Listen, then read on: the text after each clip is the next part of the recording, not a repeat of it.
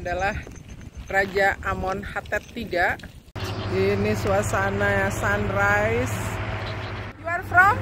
UK. Oh, UK, British and China. Yeah. Are you? French. Oh, French. Okay, so 5 countries in the same balloon.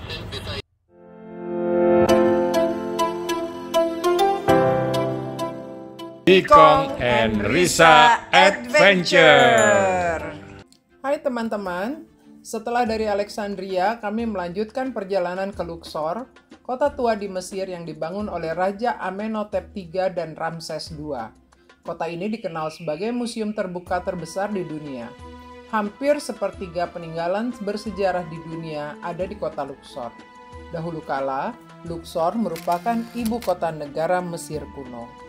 Luxor terletak di kedua tepi timur dan barat Sungai Nil di Mesir bagian utara, dibangun di bekas lokasi Thebes, ibu kota Mesir kuno di abad 2052 sebelum Masehi. Raja-raja Fir'aun memerintah di sini. Nah, inilah penginapan kami di Luxor, letaknya di pusat kota di bagian East Bank. Lokasinya pun sangat strategis, dekat dengan Corniche maupun Luxor Temple, juga pemandangannya juga indah gitu. Yang menarik juga pelayanannya sangat ramah karena selama kami 3 hari di sana kami dilayani oleh Mbak Samira yang membuatkan breakfast atau melayani kebutuhan-kebutuhan lainnya.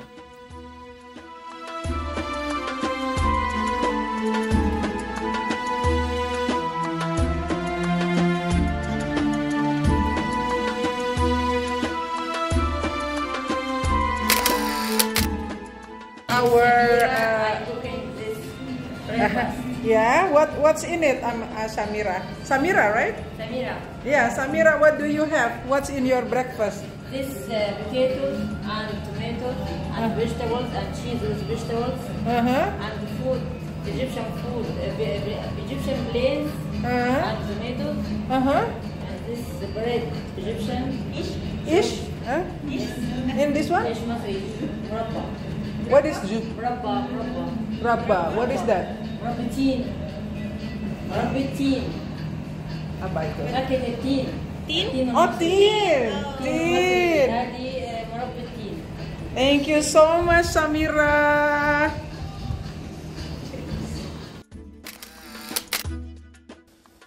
Pada sore hari kami menyempatkan diri main ke pasar Luxor, pasar tradisional yang menawarkan beragam barang mulai dari rempah-rempah hingga tekstil dan souvenir buatan tangan yang mencerminkan kekayaan warisan budaya kota Luxor. Penduduk lokal dan turis berkumpul di sini untuk merasakan suasana yang semarak dan memberi barang-barang unik dan sebagainya. Jadi kita lihat-lihat aja sambil mau cari makan-makan siang. Lucu-lucu sih barang-barangnya. Udah sangat menyenangkan.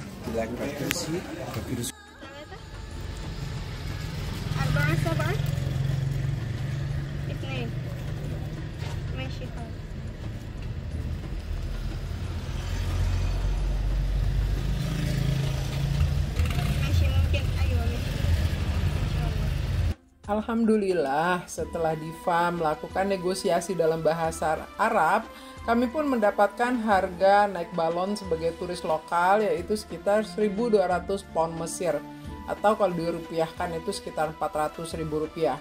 Sementara kalau harga turis internasional harganya tuh sekitar 50-100 US dollar per orang. Pagi-pagi kami dijemput di penginapan kami di East Bank. Kemudian melanjutkan perjalanan ke Corniche untuk naik perahu Felucca ke West Bank. Di dalam perjalanannya kami disuguhi minuman hangat. Selanjutnya dari terminal ferry di West Bank kami naik mobil lagi untuk menuju lapangan terbang balon udara. Setelah mendapatkan clearance, balon udara pun mulai diisi untuk siap diterbangkan.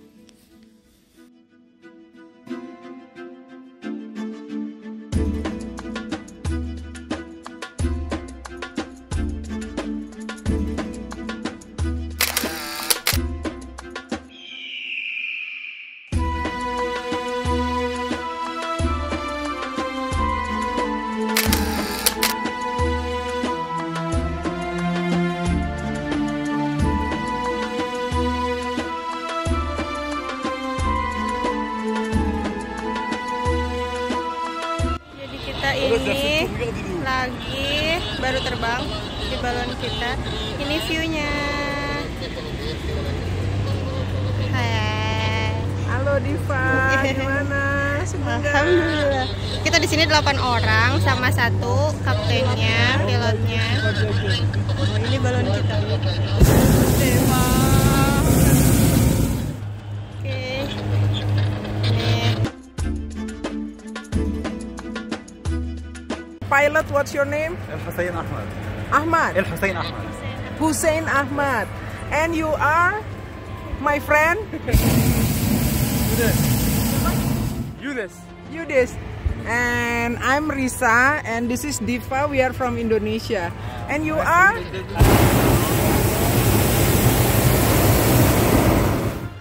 You are from? UK. Oh, UK, British, and China. Yeah. And are you? French. Oh, French. Okay, so 4 countries, 5 countries in the same balloon. Wah, dari balon udara ini kita bisa menyaksikan panorama tepi barat atau West Bank Sungai Nil secara menyeluruh.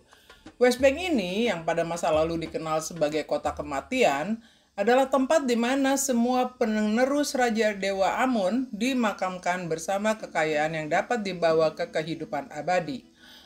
Peradaban ini bisa dirunut kembali sampai 3000 sebelum Masehi. Penggalian terakhir dilakukan atas makam Firaun kecil Tutankhamun yang penuh dengan perhiasan emas, patung, dan surat-surat berharga. Dari balon udara kita bisa juga memandangi lembah yang disebut Valley of the King and Valley of the Queen yang merupakan kompleks pemakaman para raja, ratu, keluarga kerajaan, dan para bangsawan. Namun demikian, di makam ini hanya berupa kuburan kosong karena semua mumi para raja, ratu, keluarga kerajaan, dan bangsawan sudah dipindah ke Museum Mumi atau museum besar di Kairo. Di antara raja dan ratu yang dimakamkan di lembah ini adalah Tutankhamun, Seti I, Ramses III, Ramses II, dan Queen Nefertari, istri Raja Ramses II. Nah, dari balon udara kita juga bisa menyaksikan kuil Hatshepsut dari dinasti Firaun ke-18 yang menggambarkan bahwa kelahirannya penuh dengan keajaiban. Sebab terdapat bersatunya Ratu Ahmes dan Dewa Amon menurut kepercayaan Mesir kuno. Hatshepsut merupakan satu-satunya wanita yang memerintah Mesir sebagai Firaun. Nama kuilnya adalah Djeser-Djeseru, The Splendor of the Splendor. Hatshepsut adalah wanita yang berbusana pria karena khawatir rakyatnya tidak menerima dirinya sebagai wanita. Hatshepsut memerintah Mesir selama 20 tahun. Konon, di masa Hatshepsut inilah Mesir mengalami puncak kemakmuran dan kestabilan negara. Di kuil ini kita bisa melihat gambaran Hatshepsut yang tercemin pada patung-patung yang berada di sekitar kuil ini. Selanjutnya, kita juga bisa melihat Amenhotep III yang meninggalkan 2 patung besar setinggi 20 meter yang dikenal sebagai Kolosi Memnon. Firaun Ramses II memesankan dibuatnya gambaran dari perang-perang besar termasuk di dalamnya yang dialaminya sendiri melawan kaum Hittite Suriah selain adegan festival pemujaan dewa hasil bumi. Menghiasi di luar kuilnya, gambar-gambar ini masih ada sampai kini. Tiap tahun tidak terhitung jumlah turis yang mengunjungi Luxor untuk mengagumi warisan kuno serta bukti-bukti lain peradaban purba. Setelah menjelajah West Bank dan menyaksikan peradaban Mesir kuno selama 45 menit dari balon udara, kami pun diantar kembali ke penginapan di East Bank dengan menggunakan perahu Felucca. Kami sangat berterima kasih atas perjalanan yang sangat menyenangkan yang dipandu oleh guide kami yang bernama Abdul dari perusahaan Simbad Balloons. Terima kasih, Abdul.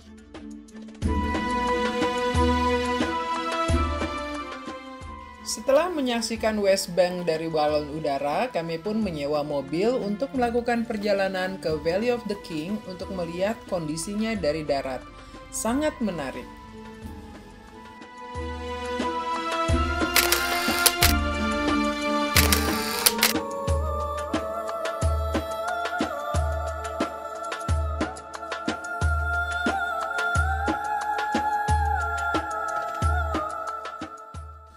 Setelah dari Valley of the King, kami mengunjungi lokasi pemakaman Ratu Hatshepsut yang sangat luas. Luar biasa.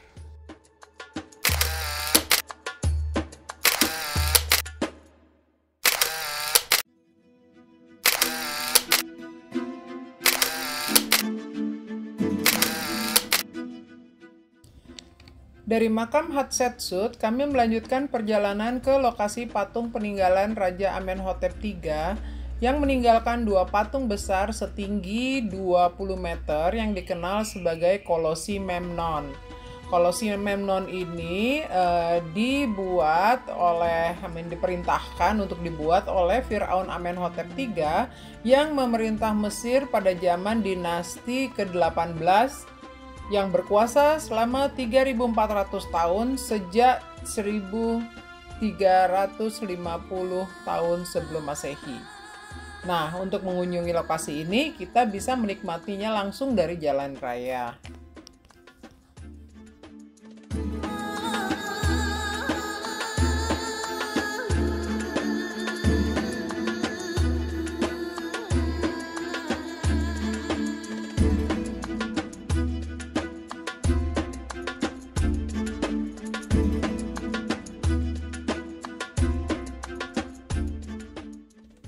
Sekarang kami sedang berada di jembatan Sungai Nil yang menghubungkan antara West Bank dan East Bank. Tadi baru saja kita berkunjung ke West Bank, sekarang mau kembali ke East Bank. Untuk ini kita menyewa mobil yang disupiri oleh Pak Abdullah. Setelah menjelajah West Bank dari darat, kami pun menikmati sunset di tepi Sungai Nil yang sangat indah.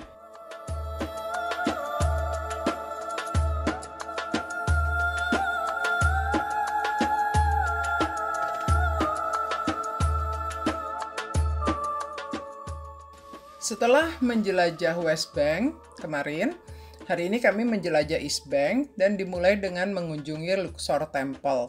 Luxor Temple terletak di tepi timur Sungai Nil dan didirikan sekitar tahun 1400 sebelum Masehi. Berbeda dengan tempel lainnya di Luxor, tempel ini didirikan tidak untuk memuja dewa atau untuk nanti jadi makan Firaun, tapi untuk acara pelantikan raja baru. Diperkirakan Alexander the Great atau Alexander Agung juga dilantik di situ. Tempel ini dibangun dari batu marmer yang dibawa dari Nubian Village yang terletak di Aswan. By the way, besok kami akan berkunjung ke sana juga. Dan bangunan di sini tidak simetris, tapi mereka membangunnya secara iluminasi kelihatan seperti simetris. Pada masa pemerintahan Kristen, Luxor Temple ini dijadikan gereja. Dan antara Karnak dan Luxor Temple dihubungkan oleh Avenue of Sphinx sepanjang 2.700 meter. Salah satu minuman favorit saya selama di Mesir adalah air tebu, karena spesifik banget, seger banget. Di depan Luxor Temple ada warung minuman air tebu yang dikelola oleh Ahmad.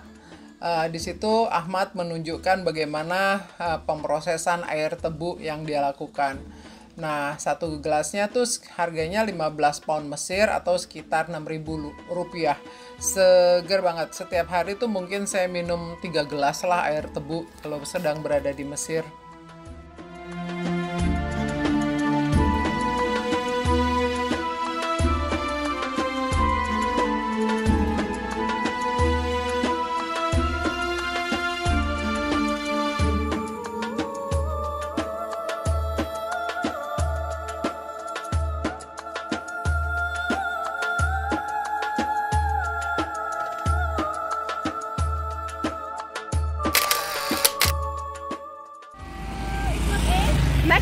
Makkah. Hai Makkah. Bye. Our friend from Luxor, what's your name? My name is Saida. Saida. I'm teacher Islamic studies. Oh, you live here? Yes. Okay, so we have a new friend from Luxor. Really? You Masyada? Yes. Yes, we are visiting. I like Ini ya, di sini ada masjid, ada gereja, ada temple. Sampai sana, di sana kelihatan Karnak. Ini kita ngebolang barusan naik angkot. Setelah berkunjung ke Luxor Temple, kami mengunjungi Karnak Temple. Nah, Karnak Temple ini menunjukkan keagungan dari Dewa Amon, simbol dewa kesuburan dan pertumbuhan. Karnak Temple terdiri dari berbagai macam kuil, tempat pemujaan, dan bangunan-bangunan lain. Nama Karnak diambil dari nama sebuah desa yaitu El Karnak. Bagian terbesar dan terpenting dari tempat ini adalah pusat kuil terbesar dari Dewa Amon. Layout dari kuil besarnya terdiri dari serangkaian pylons atau tonggak menara, yaitu pylons 4 dan 5 yang dibangun oleh Thutmose I.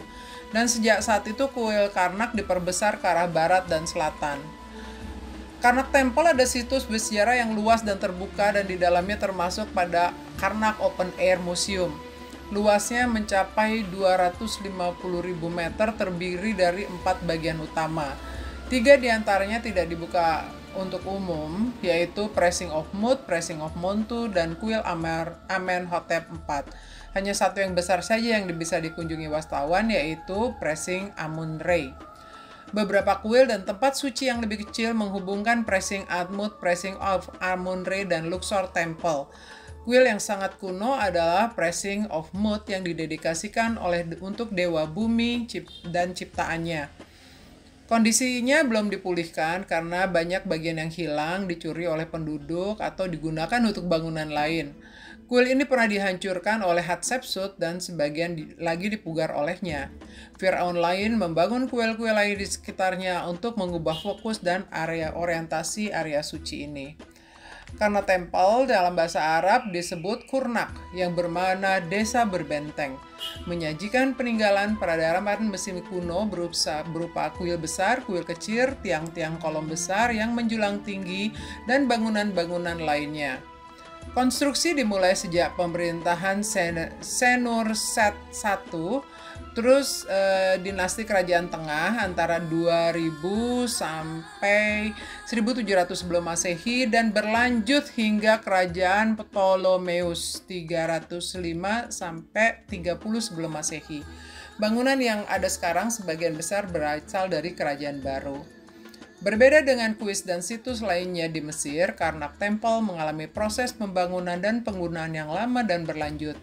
Diperkirakan sekitar 30 Firaun berkontribusi dalam pembangunan bangunan dan kuil yang memungkinkan terciptanya ukuran, kompleksitas, dan keragaman yang tidak bisa ditemui kuil lainnya. Jadi menurut sejarah nih, waktu pembangunan Karnak Temple ini diperkirakan sekitar 1500 tahun.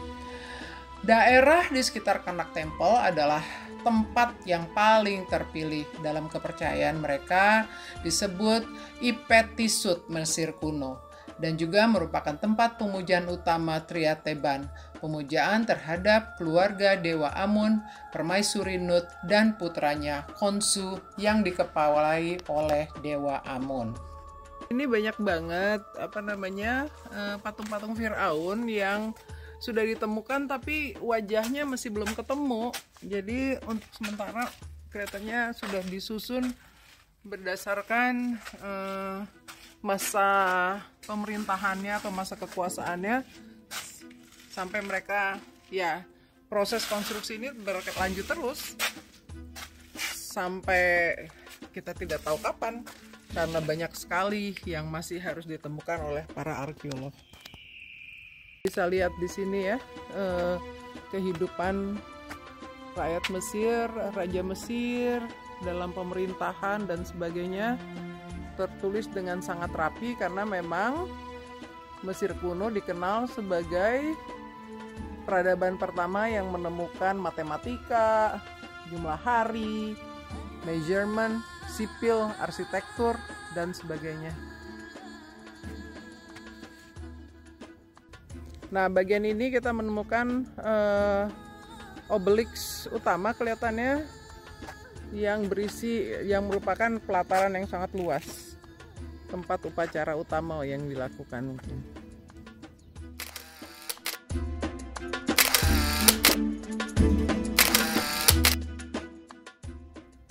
Ini kita masuk lagi ke chamber yang dijaga oleh dewa-dewa.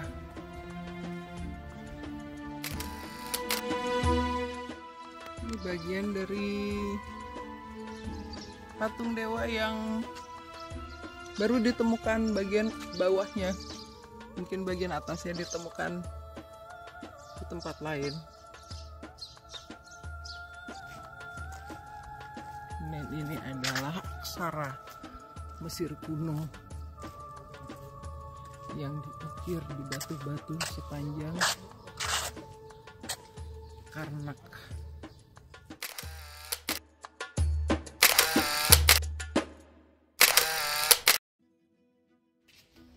Susah untuk dilukiskan dengan kata-kata ya, nggak kebayang orang-orang ini 4000 tahun sebelum Masehi kan 6000 tahun yang lalu ya, dimana belum ada sistem transportasi dan sebagainya, tapi mereka bisa membangun struktur sedemikian megah dan sangat kompleks. Ini masih warna-warna aslinya dari pilar-pilar ini masih ada, masih asli.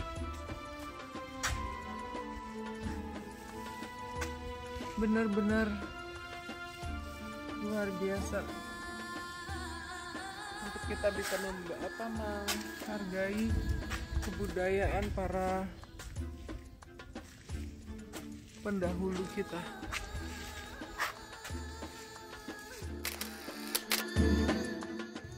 Di bagian ini ada 231 kolom.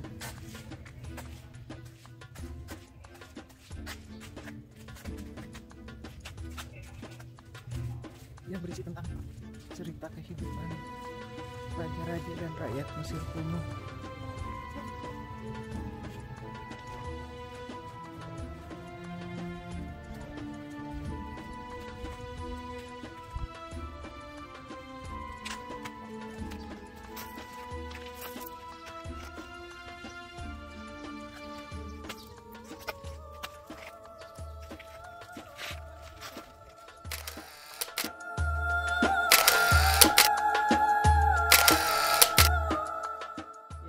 Setelah mengeksplor selama 1,5 jam, kami pun pulang.